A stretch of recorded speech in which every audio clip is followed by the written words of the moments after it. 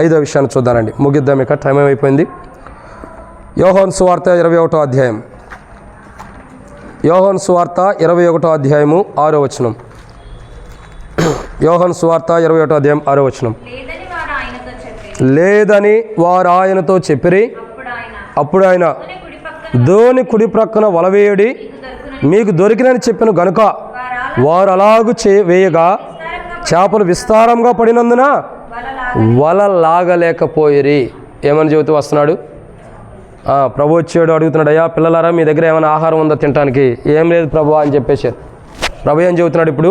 అనువాడు ఏం చెబుతున్నాడు? మీరు కుడివైపున వల వేయమన్నాడు. ఎక్కడ? కుడివైపున వల వేయండి. కుడివైపున వల వేయటం ద్వారా ఏం జరుగుతుంది? విస్తారమైన చేపలు పడుతున్నాయి.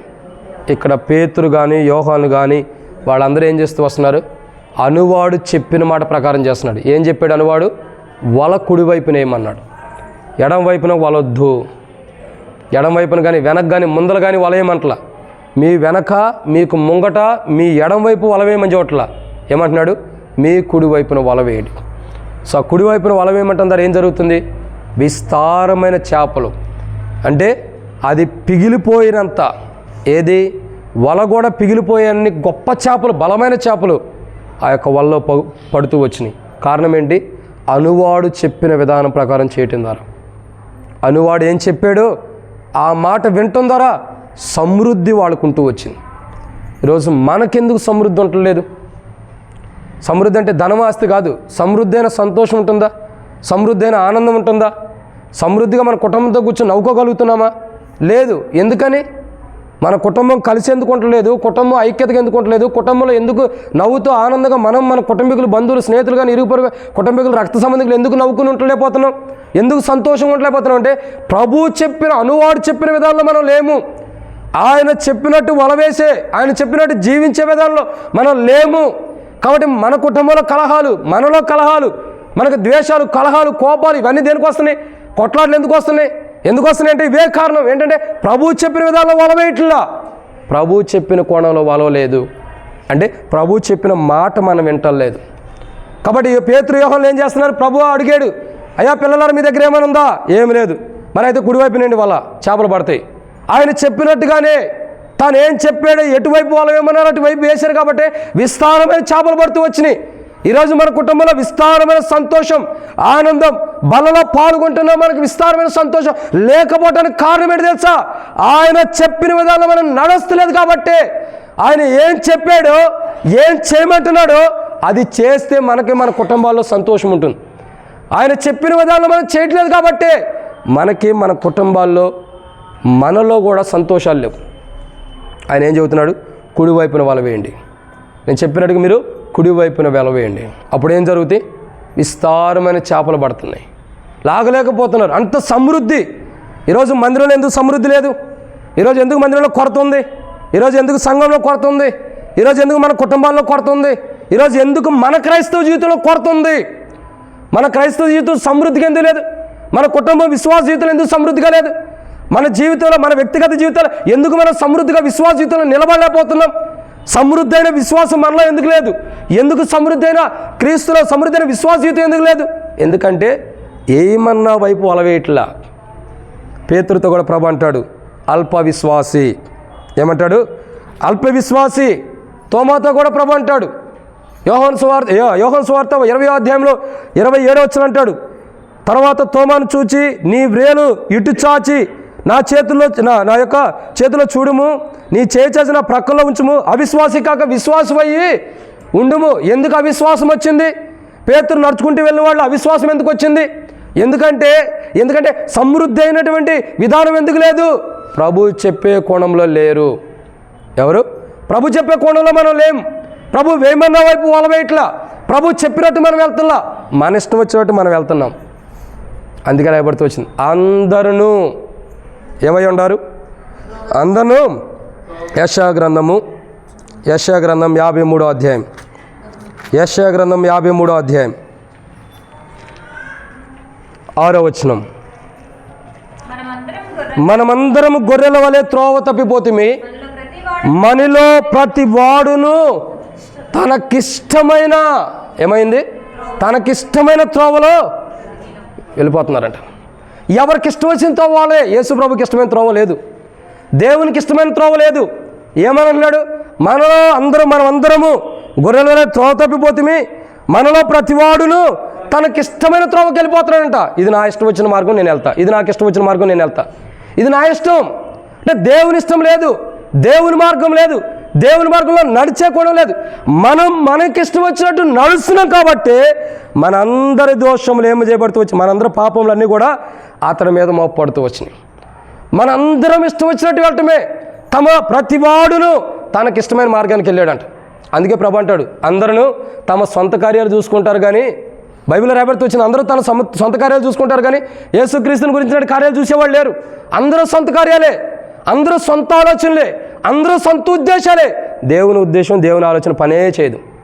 ఒక ప్రార్థన చేసి ఒక వాగ్దానం తీయటం, ఒక ప్రార్థన చేసి దేవుని చిత్తమా కదా అనే ఆలోచన మనకి దేని విషయంలో తక్కువ. మనం కాదు కానీ ఓవరాల్గా చెబుతున్న సార్వత్రిక సంఘంలో దేవుని గురించి ఆలోచన తక్కువ. అందరూ తమకి ఇష్టమైన మార్గమే. మరి మనమందరం మనకిష్టమైన మార్గంకి వెళ్తున్నప్పుడు దేవుడు తనకిష్టమైన మార్గంలో చేస్తున్నాడు. మనమందరం మనకిష్టమైన మార్గంలో వెళ్తున్నాం, దేవుడికి ఇష్టమైన మందిరం లేకుండా చేయటం. మనందరం మన మార్గంలో వెళ్తున్నప్పుడు దేవుడు వీళ్ళకి మందిరం అవసరం లేదని ఆగేస్తున్నాడు. మనమందరం మనకి ఇష్టమైన మార్గంలో వెళ్తున్నప్పుడు దేవుడు వీళ్ళకి సంఘం అవసరం లేదని సంఘం అభివృద్ధి పరచట్లా. మనమందరం మనకి ఇష్టమైన మార్గంలోకి వెళ్తున్నాం కాబట్టి మన వ్యక్తిగతమైన జీవితాన్ని దేవుడు సమృద్ధి నింపట్లా. మనమందరం మనకి ఇష్టమైన మార్గంలో వెళ్తున్నాం కాబట్టి మన కుటుంబాన్ని కూడా సమృద్ధిగా దేవుడు ఉంచట్లా. ఎందుకు సమృద్ధిగా ఉంచట్లా? విస్తారమైన వల్ల అక్కడెందుకు పడిని చేపలు మనకెందుకు లేవు? ఆ సమృద్ధి మనకెందుకు లేదు? మందిరంలో ఎందుకు లేదు? మన కుటుంబంలో ఎందుకు లేదు? సంఘంలో ఎందుకు లేదు? మన జీవితంలో ఎందుకు లేదు? సమృద్ధి ఎందుకు లేదంటే అనువాడు చెప్పే మాట మనలో లేదు. ఆయన చెప్తున్నాడు, మనం వింటున్నా కానీ వదిలేస్తున్నాం. ఎలా ఉండాము? అందరూ తమకిష్టమైన మార్గమున ఏమవుతున్నారు?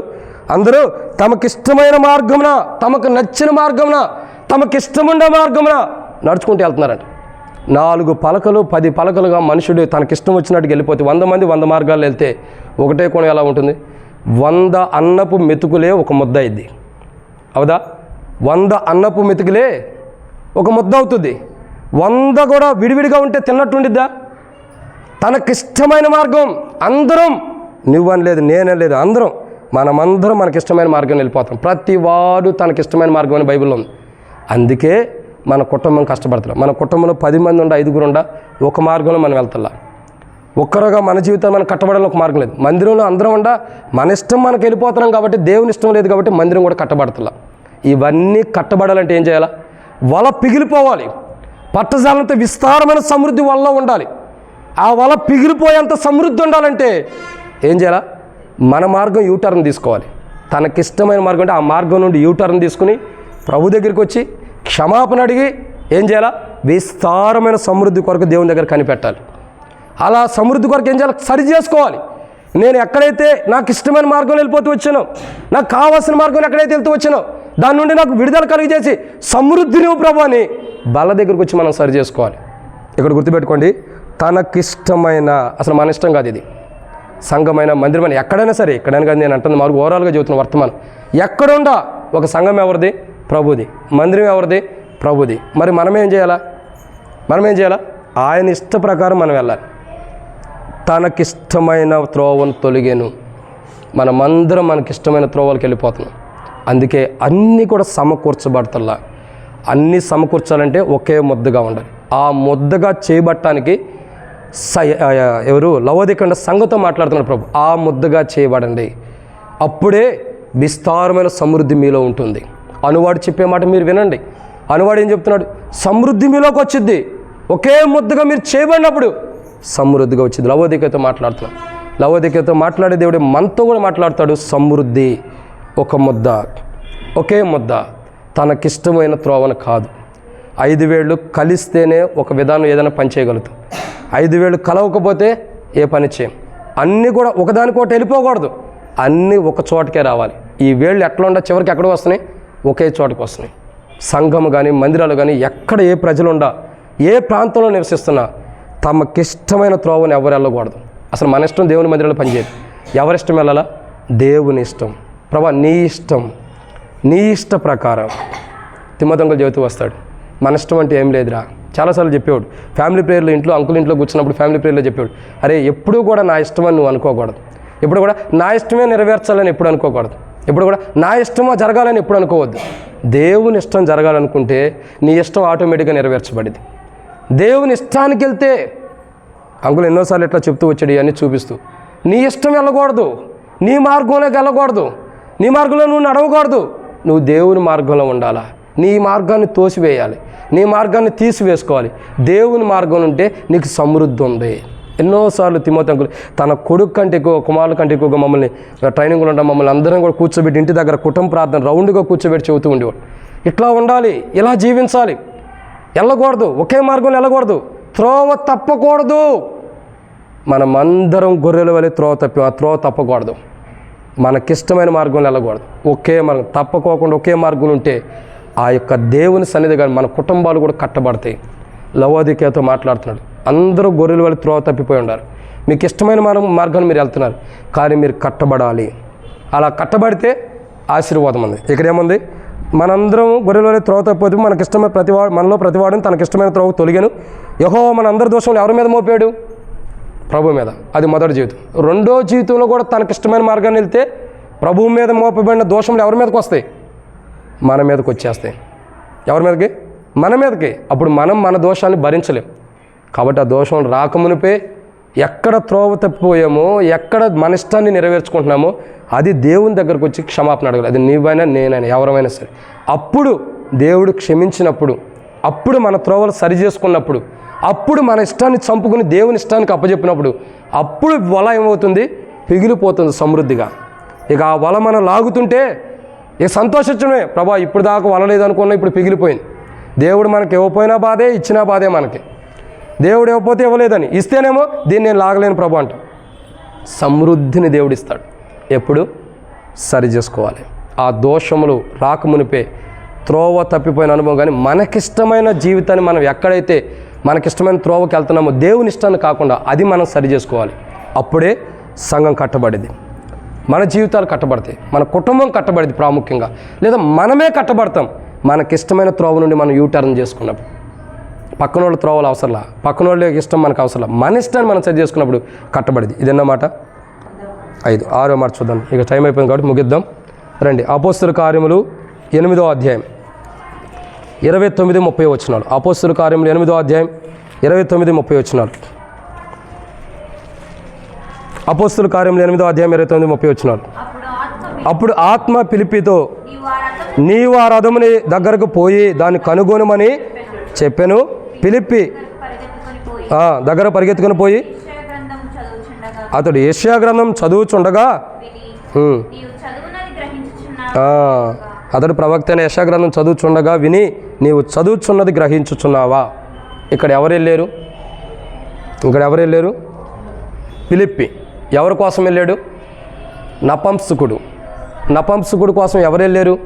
ఫిలిప్పి. ఎందుకు ఫిలిప్పి వెళ్ళాడు? ఎందుకు వెళ్ళాడు? తాను చదువుతున్నది ఏంటో తనకు తెలియదు. తెలియని వ్యక్తికి ఏం చేయాలని వెళ్ళాడు? తాను ఏం చదువుతున్నాడో తెలియదు కాబట్టి ఆ తెలియనిది తెలియపరచడానికి వెళ్ళాడు. దేవుడు చెబుతూ వచ్చాడు. ఏమంటాడు? అనువాడు చెబుతున్నాడు, నువ్వు పరిగెత్తుకుంటూ వెళ్ళి నపంసకుడు ఒక రథం మీద ఉండి యెషయా గ్రంథం చదువుతున్నాడు 53వ అధ్యాయం, అతనికి ఏం తెలియట్లేదు, నువ్వు వెళ్ళి అతను చెప్పమన్నప్పుడు ఫిలిప్పి పరిగెట్టుకుంటూ వెళ్ళాడు రథం దగ్గరికి. రథం ఎంత స్పీడ్ వెళ్ళిద్ది? చాలా స్పీడ్ వెళ్ళొచ్చు, స్లోగా వెళ్ళొచ్చు. రథం కంటే కూడా స్పీడ్గా వెళ్ళి రథాన్ని ఎదుర్కొంటున్నాడు. అంటే ఆత్మ ద్వారా ఎంతగా కొనిపోబడుతున్నాడో, కొనిపోబడిన అనుభవంలోకి వెళ్ళి ఒక ఆత్మ రక్షణ కొరకు, ఒక ఆత్మను దేవునిలోకి తీసుకురావడం కొరకు, ఒక ఆత్మను దేవునిలో ఉంచడం కొరకు ఫిలిప్పి అనువాడు చెప్పిన మాట ప్రకారం ఎంత క్రయధనం చెల్లిస్తున్నాడో. లవోదికలంటే సంఘంతో మాట్లాడుతున్నాడు. ఏమని? ఫిలిప్పి నపంసకుడి కొరకు సువార్త ప్రకటించడానికి పరిగెత్తినట్లు మీరు కూడా పరిగెట్టండి, మీరు కూడా ప్రయాసపడండి. నపంసకుడి గురించి ప్రభు ఏ రీతిలో అయితే ఫిలిప్పిని పంపాడు అనువాడు, అదే రీతిలో నేను మిమ్మల్ని పంపుతున్నాను. మార్కు సువార్త 16వ అధ్యాయం చివరి వచనంలో చూసినట్లయితే మీరు సర్వలోకంలోకి వెళ్ళి సర్వ సృష్టికి సువార్తను ప్రకటించండి. నమ్మినవాడు రక్షించబడి, నమ్మిన వారికి తీర్పు శిక్ష విధించబడు. మీరు వెళ్ళండి. ఎవరో చెబుతున్నాడు? అనువాడు చెబుతున్నాడు. ఎవరికి చెబుతున్నాడు? తన ప్రజలకి. మీరు వెళ్ళండి, మీరు మౌనంగా కూర్చోవద్దు. మీరు మౌనంగా కూర్చోడానికి నేను రక్షించుకోవాలా? సువార్త చేయడానికి సర్వ సృష్టికి వెళ్ళాలి, సర్వ సృష్టికి సువార్తను ప్రకటించాలి. ఆ సువార్త మీరు ప్రకటించండి అని లవోదికలో ఉన్న సంఘంతో అనువాడు చెబుతున్నాడు. కానీ అనువాడు చెప్పిన అనుభవంలో లవదిక సంఘం లేదు. లవదిక సంఘం అనువాడు చెప్పిన అనుభవం లేదు. నిన్నే ఒక వీడియో చూసాం. ఎవరంటే షాలేం రాజన్న, చిలకలూరుపేట ఎక్కడో సేవకుడు. ఆయన భక్సింగ్ గారి గురించి చాలా విషయాలు తెలుసుకోవాలని ఎంతో ఆశ కలిగి ఉంటాడు. చాలాసార్లు హెబ్రోను కూడా వచ్చాడు కూడా. ఈ యొక్క షాలేం రాజన్న మన వీడియోలో చెప్తూ వచ్చాడు. నాకు చాలా బాధ అనిపించింది, సంతోషం కూడా వచ్చింది. ఏమన్నా తెలుసా? ఏమని చెబుతూ వచ్చాడంటే సువార్త గురించి చెబుతూ వచ్చాడు. చెప్పి సువార్తికులు, హెబ్రోన్లో ఉన్న విశ్వాసులు, హెబ్రోన్ సేవకులను, హెబ్రోన్ యొక్క పరిచారకులను ఎప్పుడైనా చూసారా? ఎట్లా వాళ్ళు ఏం చేస్తారంటే వాళ్ళు సువార్తికులు. వాళ్ళు ఎక్కడికి వెళ్ళినా చాలా లిస్టు చెబుతూ వచ్చాడు. 2-3 హతసాక్షులు. ఎక్కడ హతసాక్షులు అవుతూ వచ్చారు? మొన్న ఎవరో ఒక ఆమె చనిపోయిందంట అక్కడే దగ్గరలో. ఆమె హెబ్రోన్ విశ్వాసి అన్నాడు. పేర్లు నాకు గుర్తులేవు. మరొక సంజీవ్ అన్న, ఇక్కడే మనకు దగ్గరలోనే. ఎక్కడది? వికారాబాద్లో సేవకుడు హతసాక్షి. మరొక ప్రాంతంలో ఢిల్లీలో సేవకుడు హతసాక్షి అంట. ఇవన్నీ ఎవరు తెలుసా? హెబ్రోన్ విశ్వాసులు, హెబ్రోన్ సేవకులే హతసాక్షులు. ఎందుకు అవుతున్నారు? సువార్తను ప్రకటించడం ద్వారా. వాళ్ళ సువార్త అంటే తెలుసా? దాచిపెట్టుకునేది కాదు, బహిరంగంగా అనేకులకు ప్రకటించేది. బహిరంగంగా అనేకులు ప్రకటించేది. ఒక మాట అన్నాడు, సంతోషం పట్టలేకపోయింది. హెబ్రోన్ విశ్వాసుల్ని, సేవకులను చూస్తే గొర్రె పిల్ల కనపడుతుందంట. అక్కడ ఏం కనపడుతుంది? మనల్ని చూస్తే కదండి.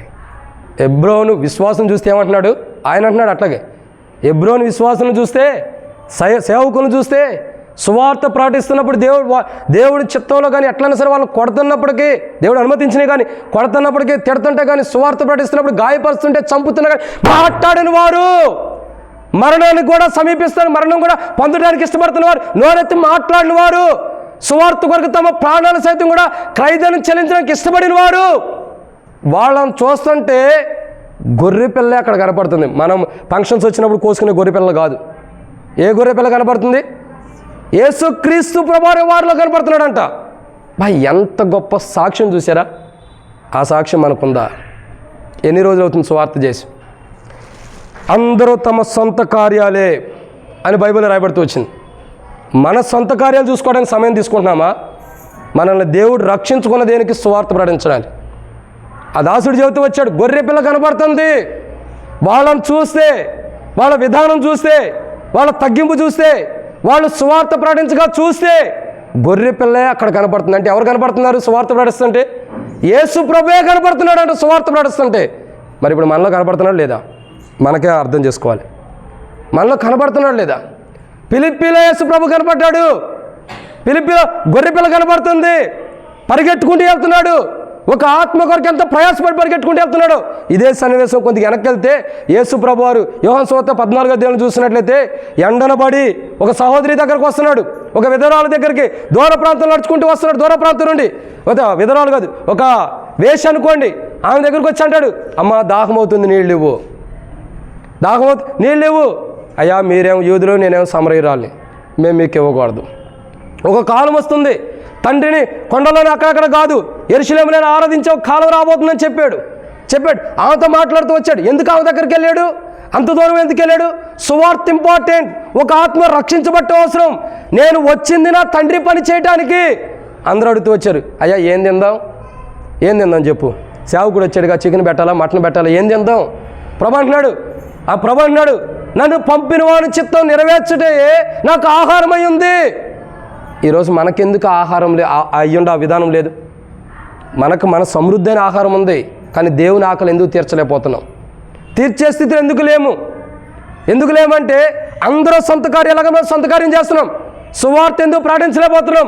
సువార్త ఎందుకు చేయలేకపోతున్నాం? మనుషులను బట్ట, లోకాన్ని బట్ట, మనకున్న ఘనతను బట్ట, మనకున్న పేరు ప్రఖ్యాతులను బట్ట, మనకున్న సర్వ సమృద్ధులను బట్ట మనం సువార్త ప్రకటిస్తే ఎవరేమంటారో, ఎవరేం తిడతారో? ఎందుకా భయం? ఎందుకంటే గొర్రెపిల్ల యొక్క అనుభవం మనలో కనబడతల్లా.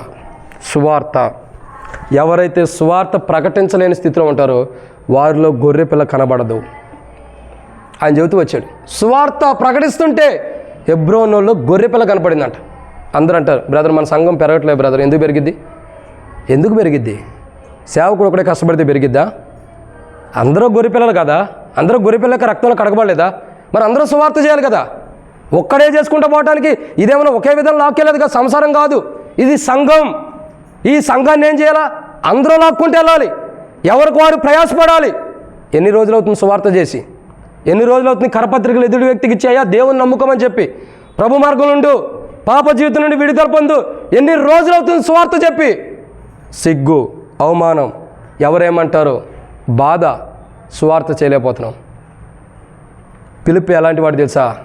పరిగెట్టుకుంటూ వెళ్తున్నాడు ఒక ఆత్మ కొరకు, రక్షణ కొరకు. సువార్త ప్రకటిస్తానికి వెళ్తున్నాడు. ఇది నువ్వు చదువుతుంది ఎవరో తెలుసా? ప్రభువైన యేసుక్రీస్తు ప్రభువారు. ఆయనే గొర్రెల వల్ల త్రోవ తప్పిన మన కొరకు బాధించబడ్డాడు, మన దోషములు భరించాడు, మన కొరకే నల్లగొట్టబడ్డాడు. ఒకే ఒక్క మాటతో ఆయన అపంసకుడు అంటాడు, ఇదిగో నీళ్ళు నాకు బాప్తిసం ఇవ్వమంటాడు. ఏమంటాడు? ఇదిగో నీళ్ళు నాకు బాప్తిసమే అంటే అర్థం ఏంటి? ఒక సువార్త చెప్పడం ద్వారా ఏం జరిగింది? సంఘంలోకి ఒక వ్యక్తి దేవుని యొక్క దేహంలో ఒక అవయవంగా చేర్చబడ్డాడు. ఈరోజు మనం సువార్త ఎన్ని సంవత్సరాలు అవుతుంది చేసి? ఎన్ని రోజులు అవుతుంది అంటే అర్థం ఏంటి? ఎన్ని ఆత్మలు దేవుని యొక్క దేహంలో అవయవాలుగా చేర్చబడుకోకుండా మనం ఆపుకుంటున్నాము. పిలిపి ఒక్కడే పరిగెత్తుకుంటూ వెళ్ళాడు రథం దగ్గరికి, ఆత్మను సమకూర్చాడు. ఆ సమకూర్పు లవోదికయలో లేదు. అలా ఆత్మలు సంపాదించుకోవాలని లేదు. లవోదిక సంఘం గురించి మీరు ఇంటికి వెళ్ళిన తర్వాత చదవండి. అది బహు ధనవంతురాలంట, ధనంతో కూడినదంట, తన ధనాన్ని బట్టి అతిశయపడేదంట. లవోదిక సంఘం గురించి చాలా దారుణంగా మాట్లాడుతూ వచ్చాడు దేవుడు. సంఘం ధనాన్ని బట్టి, ఆస్తిని బట్టి, తనకున్న ధనాన్ని బట్టి అతిశయపడుతుందంట. అంతేగాని ఆత్మల రక్షణ కొరకు, సువార్త కొరకు, పరిచర్య కొరకు, నేను ఎక్కడికి వెళ్ళాలి, ఏ పరిచర్య చేయాలి, ఏ సువార్త చేయాలని ఆతృతతో పడి కంగారు పోకాడి లేదా త్వరపడి చేసేది కాదు. లవోదిక సంఘము ఆత్మల భారం లేదు. లవోదిక సంఘం సువార్త ప్రకటించే అనుభవం లేదు. లవోదిక సంఘం సువార్త కొరకు అనేటువంటి ఆలోచన లేదు. ఎన్ని రోజులు అవుతుంది సువార్త చేసి? అందుకే దేవుడు అనువాడు మాట్లాడుతున్నాడు, పిలిపిలాగా మీరు ఎందుకు పరిగెత్తుకెళ్ళి ఒక ఆత్మ కొరకు ప్రయాసపడతల్లా? ఒక ఆత్మ కొరకు ఎందుకు ప్రయాసపడే వారిని, దేవుళ్ళకి రక్షణ మారుమోసు బాప్తిసం లేని వారు ఎందుకు నడిపించలేకపోతున్నారు? ఎవరు నశించడం నాకు ఇష్టం లేదని ప్రభు అన్నాడు. అందరూ మారుమోసు పొందాలన్నాడు. అందరూ మారుమోసు పొందాలి. అందరిలో మనం ఉన్నాం కాబట్టి ఈరోజు మారుమోసు పొందాం. అదే ఆయన వీళ్ళు నాకు వద్దనుకుంటే, వీళ్ళు మారుమోసు పొందవసరం లేదనుకుంటే మనం ఇక్కడ కూర్చునేవాళ్ళమా? కాదు. అందరిలో మనం ఉండాం. అందుకే దేవుడు మనల్ని అందరిలో చేర్చాడు. మనం ఉంటే సంతోషపడకూడదు, మనతో పాటు అనేకులు రావాలి. ఎంతకాలమైంది సువార్త ప్రకటించి? ఇప్పుడు తీర్మానం చేసుకుంటారు, మళ్ళీ వచ్చే ఆదివారం లోపు ఒకళ్ళు సువార్త చెప్పరు. ఏదో ఈరోజు బలలో పాల్గొంటారు, మన అవసరం తీరటానికే చేయెత్తి తీర్మానం చేసుకుంటాం. ఎంతవరకు అవుతుంది సువార్త? మనల్ని దేవుడు ఏర్పరచుకుంది. ఒక వేరే డినామినేషన్ అయిన సాక్ష్యం ఇస్తున్నాడు, హెబ్రోను విశ్వాసులు సేవకులు అంటే గొర్రెపిల్ల కనపడుతుందని. రేపొద్దున మన గురించి కూడా చెబుతారు, ఎల్షద్దే విశ్వాసం చూస్తే గొర్రెపిల్ల కనపడుతుందని. ఈరోజు మనల్ని బట్టి ఆ గొర్రెపిల్ల కనపడుతుందా? కనబడాలంటే మనం సువార్త చేయాలి. చేస్తున్నామా? లవోదికలాంటి సంఘం సువార్త చేసే అనుభవంలో లేదు. అందుకే దేవుడు మాట్లాడుతున్నాడు. ఈరోజు మనతో కూడా మనం ఏదైతే సువార్త చేయట్లేదు దాని గురించి ప్రభు మాట్లాడుతున్నాడు. నిజంగా ప్రభు చెప్పిన మాట పిలిపిలాగా విని ఒక ఆత్మ కొరకు మనం సువార్త కొరకు ప్రయాసపడితే ఖచ్చితంగా దేవుడు మనకు బహుమానం ఇస్తాడు. ఒక ఆత్మను రక్షించినందుకు బహుమానం ఉంటుంది, అటు ఆత్మలు రక్షించలేని తగిన తీర్పు మనకు ఉంటుంది. ఇది 6వ మాట. 7వ మాట చూడండి. ఆదికాండం 12వ అధ్యాయం మొదటి వచనం 4-5 వచనాలు. ఆదికాండం 12వ అధ్యాయం మొదటి వచనము 4-5 వచనాలు. యెహోవా నీవు లేచి నీ దేశం నుండి, నీ బంధువుల యొద్ద నుండి, నీ తండ్రి ఇంటి నుండి బయలుదేరి నేను నీకు చూపించు దేశమునకు వెళ్ళుము. 4-5 వచనాలు. యెహోవా అతనితో చెప్పిన ప్రకారం అబ్రాహాము వెళ్ళెను, లోతు అతనితో కూడా వెళ్ళెను. అబ్రాహాము హారాము నుండి బయలుదేరినప్పుడు 75 ఏండ్ల వాడు గలవాడు. అబ్రాహాము తన భార్య అయిన శారాయిని, తన సహోదరుని కుమారుడైన లోతును, హారాన్లో తనను వారును అర్జించిన యావదాస్తిని, వారు సంపాదించిన సమస్తమైన వారిని తీసుకొని కానాను దేశంలోకి వెళ్ళుటకు బయలుదేరి.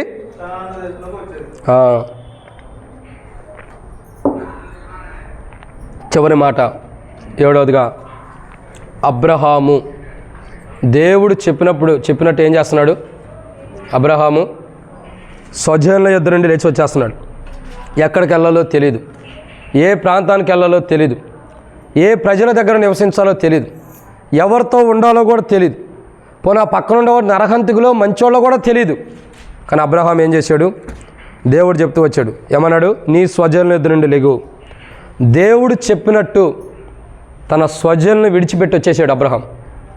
దేవుడు చెప్పాడు, నీ బంధువుల ఇద్దరు నుండి లేచి వచ్చేయి, నీ స్వజనుల ఇద్దరు నుండి లేచి వచ్చేసేయి, నువ్వు వాళ్ళ దగ్గర ఉండొద్దు. మృతులు తమ మృతులను పాత పెట్టుకుంటారన్నట్లు నీ స్వజనులతో నీకు సంబంధం లేదు. నీ స్వజనులు నీ బంధువుల ఇద్దరు నుండి లేచి రమ్మనగానే, ప్రభా నా యొక్క కుటుంబీకులు, ఏంటా సౌండ్, ప్రభా నా కుటుంబీకులు, నా బంధువులు, నా రక్త సంబంధికులు, నా ఇంటివారు, ప్రభా నాకు కలిగిన వారు యావదాస్తేడు ఉంది అని అనుకుంటున్నాడా అబ్రహాము? లేదు.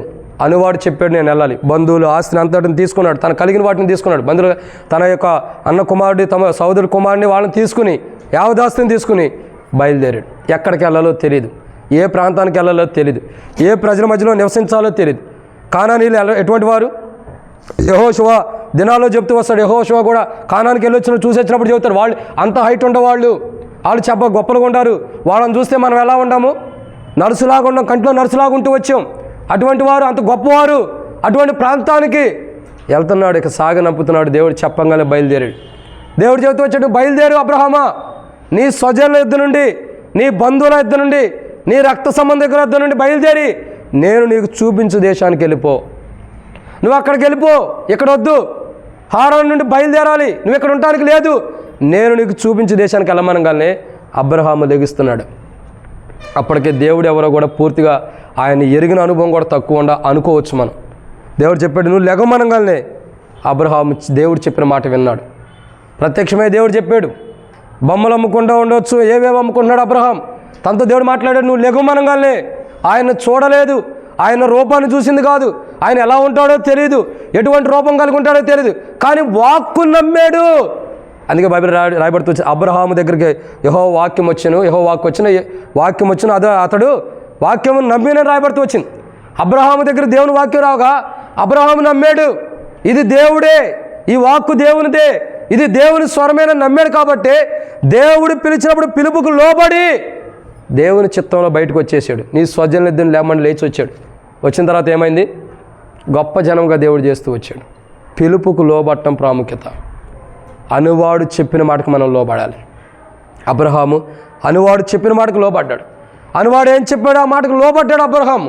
అందుకే అబ్రహాము యొక్క జీవితంలో ఒక ఉన్నతమైన స్థానంలో దేవుడు పరలోకంలో కూడా అబ్రహామును ఉంచాడు. పరలోకంలో కూడా అబ్రహామును ఉంచాడు. చూడండి, ఎందుకు ఆ స్థితిలోకి వచ్చాడు? లోబడ్డాడు. మాట చెప్పాడు, నీ స్వజనులను ఎదిరించురా. మనం ఏమంటాం? దేవుడు ఒకవేళ వాక్యం ద్వారా మనతో మాట్లాడుతున్నా, ఇది చేయమని దేవుడు మాట్లాడుతున్నా, మనం ఏమంటాం? ప్రభా ఇది కాదు, ఇంకో మాట ఏమైనా మాట్లాడతాడేమో దేవుడు అని చెప్పి మనం ఎదురు చూస్తాం. ప్రభు ఇంకో మాట మాట్లాడతాడు అనుకుంటాం. ఆయన ఒక్క మాటే మాట్లాడతాడు, మార్చుకునేవాడు కాడు. మాటకి మార్చుకుంటూ వెళ్ళేవాడు కాదు ఆయన, మాటలు మార్చేవాడు కాదు ఆయన. ఒకే మాట, ఆయన మాట అవునంటే అవును, కాదంటే కాదు. అబ్రహాంతో చెప్పాడు, నువ్వు లేచిరా. అనువాడు చెప్పిన మాటకు అబ్రహాం ఏం చేశాడు? లేచాడు. ఎక్కడి నుంచి అయితే వెళ్ళిపోవాలో అక్కడి నుంచి బయటకు వచ్చేసాడు. ఈరోజు ప్రభు మనతో కూడా మాట్లాడితే లవదిక సంఘంతో మాట్లాడుతున్నాడు, లేచి రండి. అక్కడ దిగిరమ్మన్నాడు, ఇక్కడ లేచి రమ్మంటున్నాడు. లేచి రండి. ఆ ప్రాంతం వద్దు, ఆ ప్రదేశం వద్దు, ఆ యొక్క ఉన్నటువంటి స్థితిగతులు వద్దు, లేచి రమ్మంటున్నాడు. అబ్రహాము లేచి రమ్మన్నప్పుడు అబ్రహాం ఏం చేశాడు? లెగిచి వచ్చాడు. దేవుడు చెప్పిన ప్రదేశంలో గుడారం వేసుకుని ఉన్నాడు. ఏం వేసుకున్నాడు? గుడారం. దేవుడు చెప్పిన ప్రాంతానికి వెళ్ళమన్నప్పుడు వెళ్ళిపోతూ వచ్చాడు. ఈరోజు మనం గమనించాల్సిన స్థితి ఏంటంటే, లేచి రావాలి దేవుని దగ్గరికి. లేచి రమ్మంటే అందరూ నా దగ్గరికి వచ్చి నుంచోవద్దు. విశ్వాస జీవితంలో లేచి రావాలి. క్రైస్తవ జీవితంలో దిగజారిపోయిన దాన్ని లేపుకోవాలి. ఎక్కడైతే అనువాడు చెప్తున్నాడో, ఎక్కడి నుంచి అయితే మనం లేచి రావాలో దాని నుంచి లేచి రావాలి. ఎందుకు? స్వజనులు అంటే రక్త సంబంధికులు. పూర్వ జీవితం, పాపిష్టి జీవితం, అపవిత్రమైన జీవితం, దాని నుంచి లేచి రావాలి. పూర్వస్థితి వద్దు, దాని నుండి లేచి రమ్మని ప్రభు మాట్లాడుతాడు. అబ్రహాంతో మాట్లాడాడు. అబ్రహాంతో ఏం దేవుడు చెప్పాడో ఆ ప్రకారమే అబ్రహాం యావదాస్తి తీసుకుని లేచి వెళ్ళిపోతున్నాడు. లోబడ్డాడు, చెప్పిన మాటకి విన్నాడు, విధేయత చూపించాడు. ఆయన చెప్పింది చెప్పినట్టుగా అబ్రహాం చేస్తున్నాడు. కాబట్టి మన జీవితాల్లో కూడా ఏముండాలా? పిలుస్తున్నాడు ఆయన, లేచి రండి, లేచి రండి, విశ్వాసులారని కూడా పాట పాడుకుంటాం. లేచి రండి. ఎందుకు? సరి చేసుకోవడానికి, దేవుడు చెప్పిన ప్రదేశంలో ఉండటానికి, దేవుడు చెప్పిన ప్రాంతంలోకి వెళ్ళటానికి, దేవుడు చెప్పిన విధానంలో గుడారం వేసుకోవడానికి, దేవుడు చెప్పిన విధానంలో మన ఆత్మీయ గుడారం స్థిరపరచుకోవడానికి లేచి రండి. ఈరోజు మనం లేచి రావాలి, ప్రభు దగ్గరికి రావాలి. ప్రభా నేను వస్తున్నా. తిమోతి అంకుల్ ఒక మాట చెప్పాడు, నేను ముగిచ్చేస్తున్నా. ఏం చెప్పాడంటే, తిమోతి అంకుల్ అంటే ఒకానొక ప్రాంతంలో ఒక సేవకుడికి బాగా కోపం ఉందంట, ద్వేషం ఉందంట, చాలా కోపం, ద్వేషం.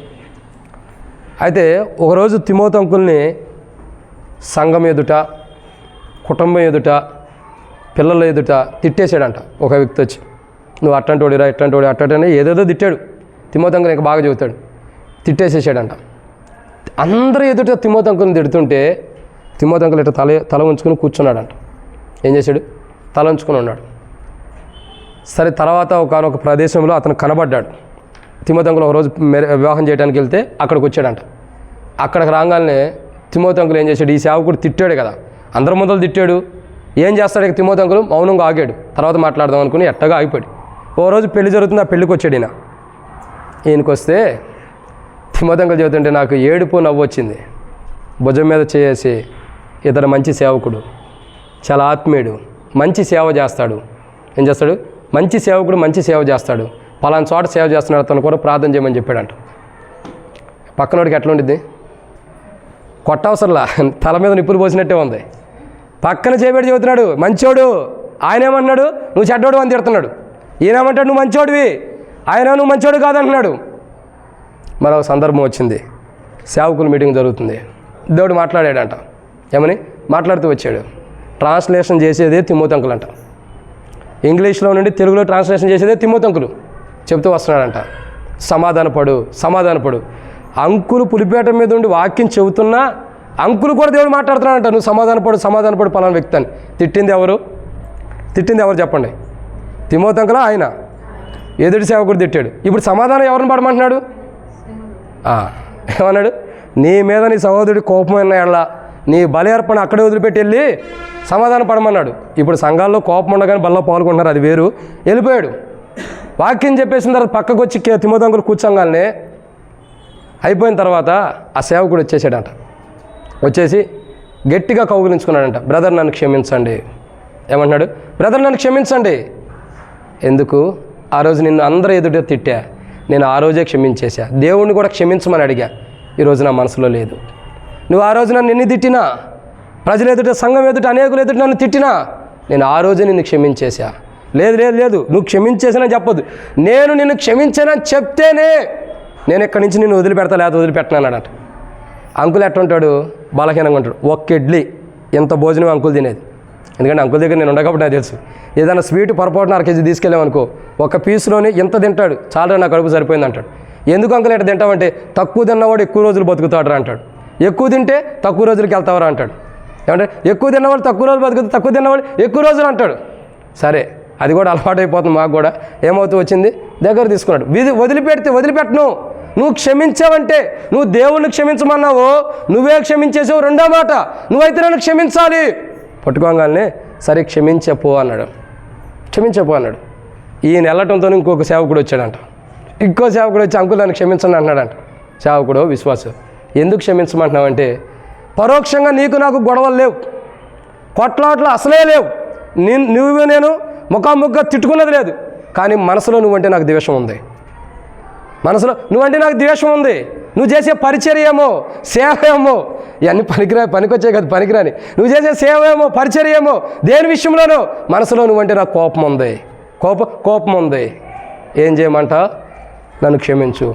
అరే, అసలు ఎప్పుడు నేను నిన్ను ఆ దృష్టిలో చూడలేదని తిమోతి అంకుల్ అంటే, లేదు అంకుల్, నేను కూడా నిన్ను ఆ దృష్టిలో కాదు, కానీ నా మనసులో నువ్వంటే కోపం ఉంది, క్షమించు. ఆశ్చర్యపోయాడు తిమోతి అంకుల్. అన్నీ కూడా వింతగా చెబుతాడు, ఆయన జరిగినాయని కూడా. చాలా సంతోషం అనిపించింది నిజంగా. ఒక వ్యక్తి వచ్చి క్షమాపణ అడుగుతుంటే, ఒక వ్యక్తి సరి చేసుకుంటుంటే ఎంత గొప్ప సంతోషమో. ఆ సంతోషం లవోదికకు ఉండాలి, ఆ సంతోషం మనకు కూడా ఉండాలని ప్రభు మాట్లాడుతున్నాడు. ఆ దాసుడు చెబుతూ వస్తుంటే చాలా సంతోషం అనిపిస్తుంది. చాలా అంటే చాలా సంతోషం. ఈరోజు మన జీవితాలు అర్థం చేసుకోవాల్సిన 7వ ప్రాముఖ్యమైన విషయం ఏంటంటే, స్వజన్య యుద్ధ నుండి లేచి వెళ్తే మన బలహీనతలు ఒప్పుకున్నప్పుడు దేవుడు క్షమిస్తాడు. ఎక్కడైతే మనం లేచి రాలేకపోతున్నాం, ఏ స్థితి నుంచి అయితే లేచి రాలేకపోతున్నాం, అవి ఒప్పుకుందాం. ఆనాడు ప్రజలు ఎలా ఒప్పుకున్నారో అట్లా మనం కూడా ఒప్పుకుందాం. ప్రభా, లౌకిక సంఘంతో ఒప్పుకోమన్నాడు, కానీ ఆ సంఘం ఒప్పుకునే స్థితిలో లేదు. ఎందుకు? రాతి హృదయం అయిపోయింది, ఫరో కంటే దారుణంగా అయిపోయింది. ఒప్పుకోమని ఒప్పుకునే స్థితి కూడా, అసలు అనువాడు చెప్పే మాటలు కూడా అర్థం చేసుకునే స్థితిలో కూడా లేదు లౌకిక సంఘం. ఆ స్థితిలో మనం ఉండామా?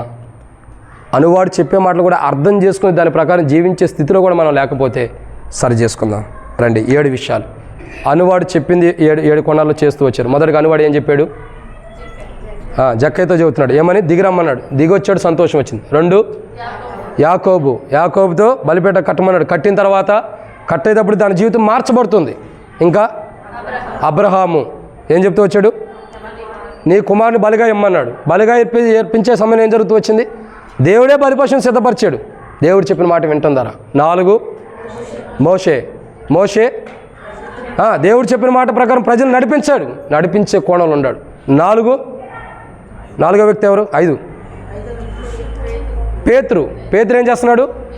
విస్తారమైన చేపలు కలిగి ఉంటున్నాడు, దేవుడు చెప్పిన కోణంలో అలా ఇటుందర. 6 ఫిలిప్పు స్వార్థ ప్రకటిస్తున్నాడు, దేవుని చెప్పిన కోణంలో ఆత్మ రక్షించబడుతుంది. 7 అబ్రహాము ఏం చేస్తూ వచ్చాడు? స్వజన యుద్ధం లేచి వచ్చాడు, తద్వారా ఆశీర్వాదం వస్తుంది. ఈరోజు మనం గుర్తుంచుకోవాల్సింది ఏంటంటే, 7 అంతల అనుభవం కావాలని లవోదిక సంఘంతో దేవుడు మాట్లాడుతున్నాడు. అనువాడు చెప్పేది అది. కానీ ఆ 7 అంతల అనుభవాన్ని పొందుకునే స్థితిలో లవోదిక సంఘంతో మాట్లాడినా ప్రభు మాట్లాడే మాటలో వినేటటువంటి అవగాహన లేదు, వినే ఆలోచనలో కూడా దాని మైండ్ సెట్ మారిపోయింది పూర్తిగా. లవోదిక సంఘం చరిత్ర కనీసం మన మైండ్ సెట్ ఎలా ఉంది? మనం లవోదిక సంఘంతో మాట్లాడినట్టే దేవుడు మనతో కూడా మాట్లాడుతుంటే 7 అంతల అనుభవంలో ప్రభు చెప్పిన మాట వింటే వల పిగిలిపోయింది, సమృద్ధి ఉంటుంది, మనకు ఆశీర్వాదం వస్తుంది, బహుమానాలు వస్తాయి. వినకపోతే నష్టం. అనువాడు చెప్పింది చెప్పినట్టు చేస్తున్నాడు. బైబిల్లో ఉండేవారు కూడా చెప్పింది చెప్పినట్టు చేశారు. కానీ లవోదికలో ఉన్న సంఘం అనువాడు ఏం చెబుతున్నాడో చేయట్లా. కనీసం మనమన్నా ఆ సంఘాన్ని హెచ్చరించినట్టు మనల్ని కూడా హెచ్చరిస్తున్నాడు దేవుడు. మనం దేవుడు చెప్పింది చేస్తున్నామా? మనం దేవుడు చెప్పినట్టు చేస్తున్నామా? తనకిష్టమైన త్రోవను పక్కన పెడదాం, మనకి దేవుడు చెప్పినట్టు చేస్తున్నామా? అలా చేస్తున్నామో లేదో పరీక్షించుకుందాం. రండి, ప్రార్థన చేసుకుందాం, మనల్ని మనం పరీక్షించుకుందాం. ఒక నిమిషం పాటే పరీక్షించుకుందాం. ఈరోజు మన చరిత్ర ఎలా ఉంది? దేవుడు చెప్పినట్టు మనం చేయగలుగుతున్నామా? దేవుడు చూపించే మార్గాన్ని వెళ్ళగలుగుతున్నామా? దేవుడు తెలియపరిచినట్టు వెళ్ళగలుగుతున్నామా? ఇంకా మూర్ఖతనం మనలో ఉందా? మూర్ఖతనం గుండి తనకిష్టమైన మార్గం అన్నట్లు మనకిష్టమైన మార్గాన్ని వెళ్ళిపోతున్నాం. మనదే అని మనం ఎప్పుడు అనుకోవచ్చు, మనదే అని మనం ఎప్పుడు అనుకోకూడదు. మనదే గెలవాలని ఎప్పుడు అనుకోకూడదు, మనదే జరగాలని ఎప్పుడు అనుకోకూడదు.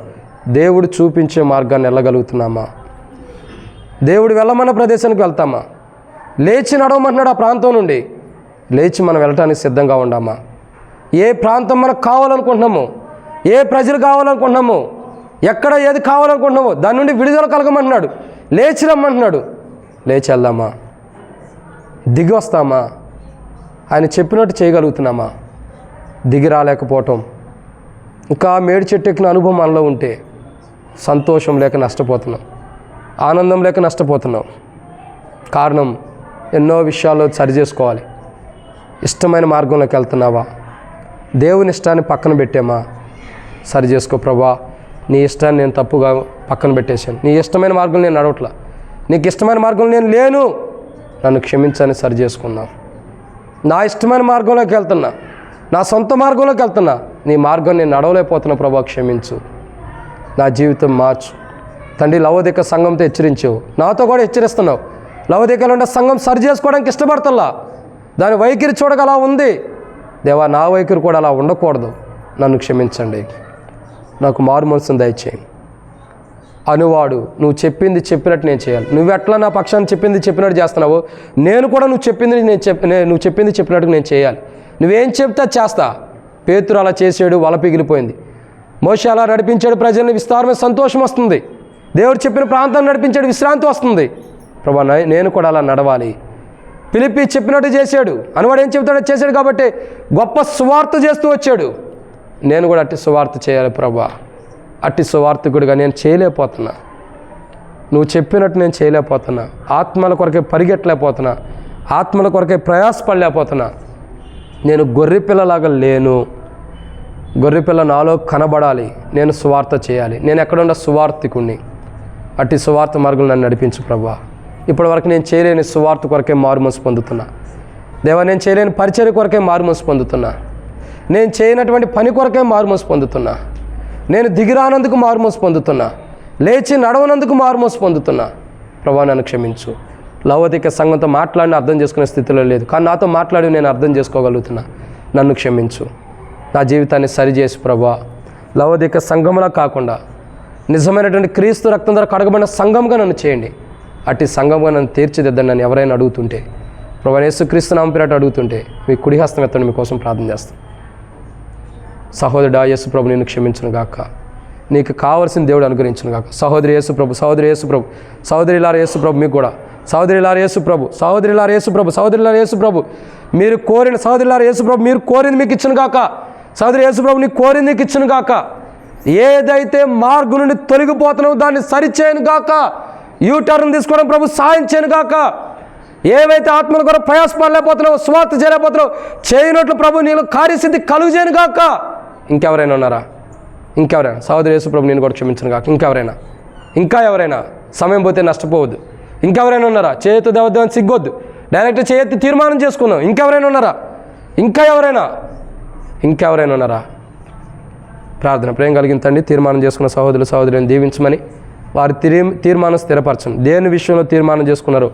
లవోదికల సంఘంలాగా ఉండకోకుండా క్రైస్తవ అనే సంఘంలో కట్టబడి వేటి విషయంలో తీర్మానం చేసుకున్న వాటి విషయంలో ముందర సాగునట్లు సాయించండి.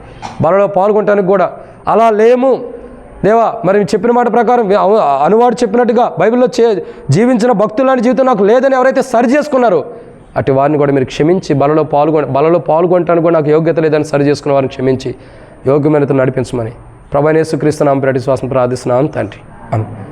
అట్లాగే మౌనంగా ఉందాం. ఇంకేమైనా సరి చేసుకోవాల్సిన మనలో బలహీన ప్రభు చూపిస్తుంటే సరి చేసుకుని ప్రభు వల్ల పాల్గొందాం. అటు ప్రభు వల్ల మనం పాల్గొన్నట్టు ప్రభు సాయించను గాక. ఆమేన్.